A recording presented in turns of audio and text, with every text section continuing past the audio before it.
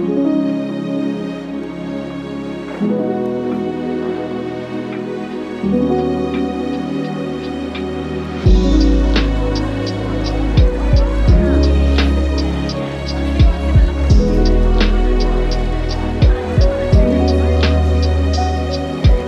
It's a really beautiful technique to bring an element of colour or an element of collage to your work. I use it very much for the subtlety of something. For me, I use it to create the impression of something.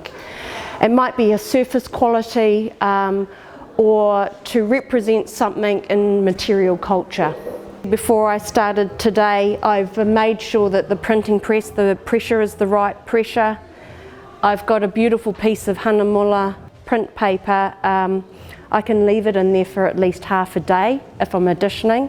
Japanese papers have beautiful cotton fibres in them. They're soft enough that they can marry together through the print process and then be glued into your beautiful print papers.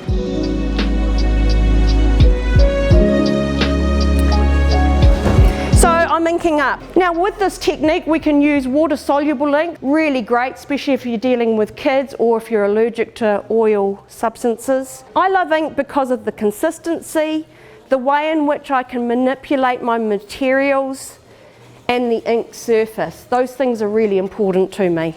So I've got an etching mull here. I often have to kind of take the starch out of it and give it a bit of a pull just to soften the fibres. The shaping of the plate is also quite important to me. And in some minds, I suppose, it's actually the making of the plate that I enjoy the most. I should have been possibly a jeweller because I love the making of this object. And I suppose the printing becomes secondary sometimes. And I suppose when you shape a plate, you're kind of supporting the narrative or what's being spoken about, you know, from a body of research. I quite like this plate quite under white, but I will just finish it off with a little bit of tissue. And it's the matte side that you use just to kind of buff your plate a little bit.